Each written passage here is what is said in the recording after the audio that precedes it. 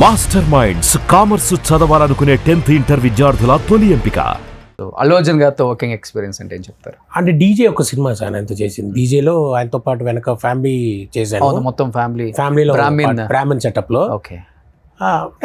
అంటే ఆయనతో ఇంటరాక్షన్ తక్కువ అయింది సార్ అప్పుడు. అంటే అదే టైంకి నా కాలు కూడా బాగా ఇబ్బంది పెట్టింది. సో మధ్యలోంచి నేను సినిమా ఒక 10 days చేసిన తర్వాత మానేయాల్సి వచ్చింది. అంటే ఇంకా అప్పుడు నేను కదలలేకపోతున్నా. ఒక ప్యాడ్ వేసుకుని కాలుకి మెడికల్ ప్యాడ్ ఒకటి వేసుకుని షూటింగ్కి వెళ్ళామండి. అది ఇంకా ముదిరిపోయింది లోపల లిగ్మెంట్. దాంతో ఇంకా హాఫ్ వే త్రూ నుంచి I had to leave that film DJ. A shooting ఎప్పుడు అయింది మీకు లిగ్మెంట్? నాకు ఇది రాజా చెయ్యి వేస్తే అనే సినిమా రోహిత్ గారిది. అప్పుడు ఒక చిన్న కామెడీ సీన్ చేస్తుండగా జంప్ చేయాలి 1 feet హైట్ రాడ్ మించి చేస్తే అది కొట్టుకుని పడ్డా. అప్పుడేం తెలియలేదండి. తాగదు కాలు వాపు వచ్చింది, మూవ్ కొట్టుకున్నా, షూటింగ్ చేస్తాం, అయిపోయింది. ఎక్స్రే తీయించా. ఇంటికి వెళ్తే ఎక్స్రేలో ఏం లేదు. అది స్లోగా తర్వాత ఒక 1 week 10 days వాపు పెరగడం దాంతో అది షెడ్యూల్ గ్యాప్ అవుతుంది. కానీ వర్క్ చేసుకుంటున్నా. ఇది పెయిన్ కిల్లర్ వేసుకుంటున్నా, తగ్గుతుంది, చేసుకుంటా. డాక్టర్కి వెళ్ళా. డాక్టర్ సూపర్విజన్లోనే ఏం లేదు అనేసరికి అది 4-5 నెలల తర్వాత అది ముదిరిపోయింది బాగా. నాకు తెలియట్లేదు కాలు.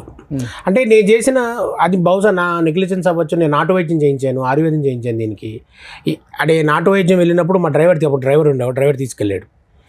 వాడు పిసికేసాడు దాన్ని ఇష్టం వచ్చాడు, చపాతీ పిండి పిసికినట్టు. అయ్యో, నేను చెప్తున్నా ఉన్నారు బాబు, నొప్పి తట్టుకోలేకపోతే. ఇంతే సార్, బొక్క కాదురా బాబు, లోపల అది చీలిందని వచ్చింది రిపోర్ట్లో. అంటే లేదు సార్ అని చెప్పి నొక్కేశాడు. అలా నొక్కుడు దాంతో ఏమైందంటే అది చిన్న లిగ్మెంట్ ఏర్ కాస్త గ్రేడ్ 2కి వచ్చింది. ఓకే. యూ వోంట్ బిలీవ్, ఒక 1.5 year పాటు ఈ పై భాగానికి కింద భాగానికి లెఫ్ట్ లెగ్ సంబంధం లేదు. అయ్యో. వాకర్ పట్టుకుని స్టిక్ పట్టుకుని లేవాలంటే కాలు తీసి ఇలా పక్కన పెట్టుకోవాలి సపరేట్గా. అంత లావు వచ్చిందా?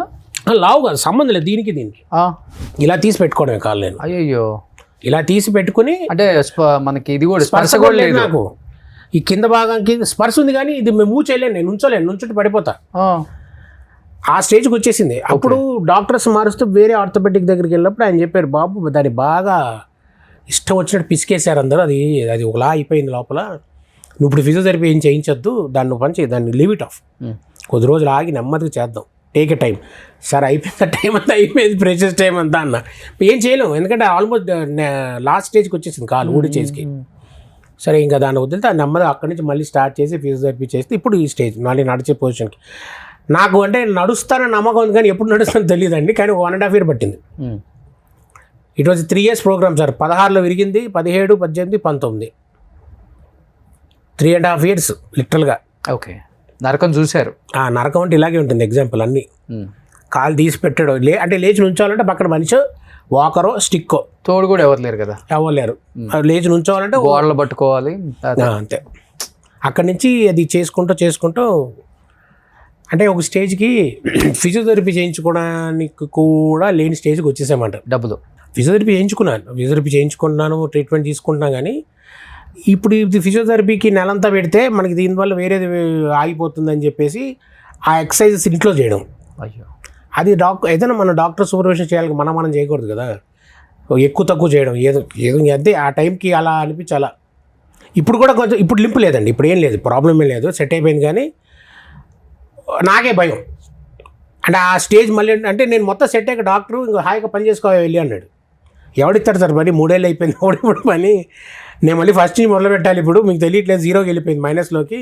ఇప్పుడు మళ్ళీ ఫోటోలు పట్టుకుని తిరిగే స్టేజ్కి వచ్చేసాను నేనన్నా. ఆ స్టేజ్కి వచ్చేసింది సార్ అన్న, మీకు అర్థం కాదులేండి మా ప్రొఫెషనల్ కష్టాలని చెప్పాను. కానీ ఇప్పుడు కూడా గబగబా నడవాలంటే ఒకలాంటి భయం ఉండిపోయింది. ఆయన అన్నాడు, ఆ ట్రామా నీకు ఉంటుంది, 10 ఏళ్ళు కాబట్టి 20 ఏళ్ళు పడుతుంది పోవడానికి. ఎందుకంటే నువ్వు చూసింది దానికి ఈ పెయిన్తో పాటు అదర్ డిఫికల్టీస్ చూడడం వల్ల అది ఉండిపోతుంది నీకు. ఇప్పుడు మీరు నన్ను ఫాస్ట్గా నడవమన్నా అనుకోండి, నేను నడవను. మీరు నడవను, ఎందుకంటే నాకు భయం, పడిపోతానేమో అని. మళ్ళీ పడిపోయి మళ్ళీ అదే స్టేజ్కి వెళ్ళిపోతానేమో అని భయం. ఈసారి చూసుకునే వాళ్ళు లేరు కదా, అందుకని చెప్పి నాకు భయం. అందుకని నేను ఇప్పుడు కూడా ఏంటంటే, మీరు రండి సార్ ఫాస్ట్గా నడుచుకుంటూ వెళ్దామంటే మీరు వెళ్ళంటే వస్తాం వెనక నెమ్మదిగా అంటారు. ఎందుకంటే ఏమో టప్పని పడిపోతానేమో అని భయం నాకు. అది ఉండిపోయింది మైండ్లో పోట్ల. అది టైం పడుతుందని చెప్పాడు ఆయన. అది పోకపోవచ్చు అన్నాడు. నీకు నువ్వు మెంటల్గా సెట్ చేసుకో అన్నాడు. అది అవ్వట్లా. ఇప్పుడు అది జరిగిన తర్వాత షూట్లు చేశారు కదా, 35 చిన్న కథలు. ఇప్పుడు ఈ మధ్య అది జరిగింది 2016, 19 చేసిన సినిమాలు వచ్చేసి డీజే, హలో అఖిల్ గారిది, తర్వాత మనోజ్ గారిది ఒక సినిమా, 3 సినిమాలు 4 సినిమాలు చేసిన 17లో. ఆ తర్వాత టోటల్ కొలాబ్స్. డాక్టర్ బాబు నువ్వు రెస్ట్ తీసుకోకపోతే ఏమి కాదన్నాడు. తర్వాత 18 ఏళ్ళే 19 నుంచి మళ్ళీ కొంచెం సెట్ అయిన తర్వాత చేసిన సినిమా సరేలే నీకెవరు, మహేష్ బాబు గారిది, అనిల్ రావుపూడి గారి డైరెక్టర్. తర్వాత రెడ్ రామ్ గారి సినిమా, కిషోర్ తిరుమల సినిమా. ఆ తర్వాత మళ్ళీ వర్క్ మరి పాత పరిచయాల మీద అవ్వచ్చు, మరి ఏవో వర్క్ మొదలైంది. ఈ 2 years కోవిడ్ వల్ల మొత్తం అంతా బంద్ అయిపోయింది. మళ్ళీ 22, 21, 22 మళ్ళీ ఫ్రెష్గా స్టార్ట్ చేయడం వచ్చింది.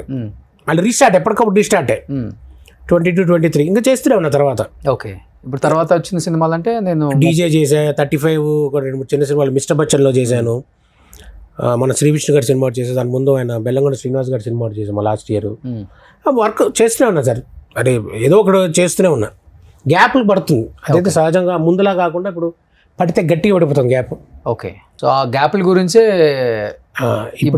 ఇప్పుడైతే ఖచ్చితంగా ఏమంటారు 2 నెలలు పడుతుంది. 2 నెలలు దాదాపుగా షూట్ లేక 2 నెలలు అయిపోయింది. దీని ముందు మొన్నటి వరకు అదో బెంగ వచ్చేసింది. అంటే ఇంక అయిపోయిందేమో మన టైం అని ఒక దిగులు. మళ్ళీ ఫ్రెష్గా అంటే ఏ రోజుకి ఆ రోజు అయిపోతుంది. ఆ భయం ఇంకా తినేస్తుంది. ఇవాళ వెళ్ళొచ్చామా మళ్ళీ రేపొద్దున ఉంటుందా ఉండదా అనే భయం ఉంటుంది చూసారా, డే టు డే లాగా. అలా భయం వచ్చేసింది అన్నమాట మధ్యలో. సార్ ఏం భయం పెట్టుకోవద్దు, ఏం బాధ పెట్టుకోవద్దు. మీకు టాలెంట్ ఉంది, మంచి సినిమాలు తీశారు, మంచి డైరెక్టర్లతో పరిచయం ఉంది, మంచి హీరోలతో స్క్రీన్ షేర్ చేసుకున్న అనుభవం ఉంది. ఎవరు కూడా అంటే ఎవరో ఉంటారు కొంతమంది, మీరెవరు, ఏం సినిమాలు చేసేది, వాళ్ళంతా హడావుడి బ్యాచ్. వాళ్ళ గురించి పక్కన పెట్టి నిజంగా మిమ్మల్ని ఇష్టపడే కొంతమంది డైరెక్టర్స్, హీరోస్ ఉంటారు. ఈ ఇంటర్వ్యూ తర్వాత మీకు మంచి మళ్ళీ 3rd innings అనుకోండి, 2nd innings అనుకోండి, అది ఏ ఇన్నింగ్స్ అయినా కానీ మీరు ఎప్పుడు ఆనందంగా, సంతోషంగా, ఆరోగ్యంగా ఉంటే we are very happy. Thank you very much sir. Thank you. అలానే చూడాలా అనుకుంటున్నాము. మీరు అనుకుంటున్నారు నాకెవ్వరూ లేరు, నా అనుకునే వాళ్ళు ఇంకా అందరూ, ఇంకా కాబట్టి మీకు నా అనుకునే వాళ్ళు ఎవరూ కాదు, కలాం తల్లి ఒక్కతే. Thank you very much sir. ఆమె మీ అందరూ ఎప్పుడు ఉంటుంది సార్. మీరు ఎవరికి ఎప్పుడు ఏ హామ్ చేయలేదు.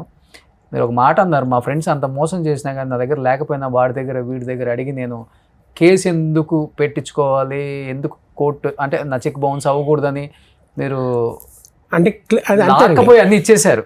ఇప్పటికి కూడా నేను కడుతున్నాను, ఇంకా కడతాను కూడా. నెక్స్ట్ సినిమా వచ్చినా కానీ వాళ్ళకే కట్టేస్తాను. ఇలా చెప్పేవాడు ఎవడుండడు. నాకు చేత కదని అయిపోయి పెట్టేయచ్చు కూడా.